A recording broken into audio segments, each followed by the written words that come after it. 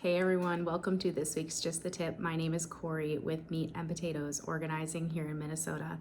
As we're working our way through summer, you're probably feeling like it's winding down a little bit. And what came to my mind at this time of year is I was thinking about swimsuits.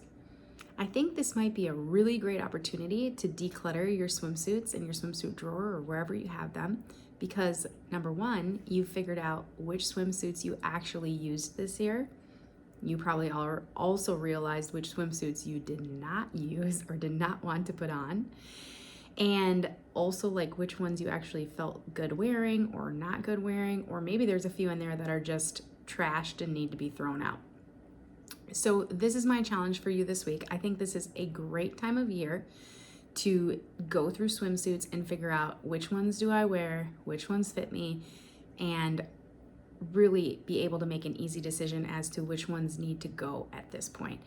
I know I'm going to be doing this here in the next week, and I can't wait to hear all about how it goes for you all. So keep me posted, and if you get stuck, of course, reach out and let us know. We'll see you next week.